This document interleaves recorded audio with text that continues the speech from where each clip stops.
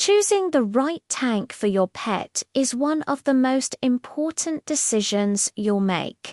It's not just about a container. It's about creating a thriving environment. A common mistake is starting too small. While a tiny tank might seem budget-friendly, it's often a false economy. Smaller water volumes are unstable. Temperature, pH, and waste levels can swing dramatically, stressing your pets and making them prone to illness. Imagine living in a room where the temperature and air quality changed every few hours. Would be incredibly stressful. It's the same for your aquatic friends. Small tanks require more frequent water changes and constant monitoring, making them surprisingly hot. It's a beginner's trap that can lead to frustration and, sadly, lost pets. Now, let's talk about the benefits of going bigger. A larger tank provides a stable world. More water means slower changes. It's like the difference between a puddle and a pond. A hot day will evaporate the puddle, but the pond's temperature barely shifts. This stability is key to a healthy ecosystem. Your fish will have more room to swim, explore, and exhibit natural behaviors. For territorial species, extra space can be the difference between peace and constant conflict. Think of it as providing a proper home, not just a holding cell. A larger tank also allows for more creative aquascaping. You can add more plants, rocks, and driftwood, creating a beautiful, naturalistic environment that benefits both you and your pets. So, how do you choose the right size? The old 1 inch of fish per gallon rule is outdated and misleading. It doesn't account for a fish's activity level, its bioload, or its adult size. A 1-inch goldfish will grow into a 12-inch fish that produces a lot of waste.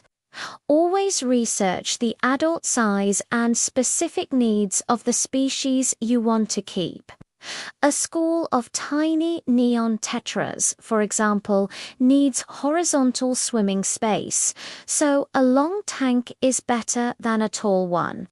An angelfish, which grows tall, needs a tank with more height. For a community tank, consider the needs of all the inhabitants combined. Overcrowding is a major source of stress and disease. It's always better to understock a larger tank than to overstock a small one. Let's consider some popular setups. A 5-gallon tank is really only suitable for a single betta or a small shrimp colony. Even then, it requires diligent maintenance. A 10-gallon tank opens up a few more options, like a small group of nanofish, such as chili-raspberries, or a pair of guppies. But this is still a small system prone to instability. For beginners, a 20-gallon long tank is often recommended as a great starting point. It offers a good balance of stability, manageable size, and stocking options. You could keep a nice school of tetras, a pair of dwarf cichlids, or a lively group of corridoras catfish. It provides enough space for the fish to feel secure and for you to create a visually appealing aquascape. As you move up in size, the possibilities expand dramatically. A 55-gallon tank is a classic for a reason. It can house larger community fish, like angelfish or gouramis, and allows for impressive schools of smaller fish. You have ample room for decoration and establishing distinct territories. Once you get into the 75-gallon range and above, you're entering the world of larger cichlids, impressive planted tanks, and even some smaller marine setups. The maintenance on these larger tanks is often less frequent.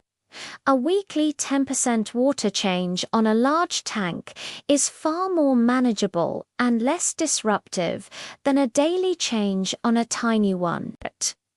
The initial investment in a larger tank and filter pays off in the long run with healthier fish and a more enjoyable hobby. Before you buy, think about the future. Plan for the adult size of your fish, not the size they are in the store. Your pet's entire world will be within those glass walls. Giving them the space they need is the first and most critical step to responsible and rewarding fish keeping.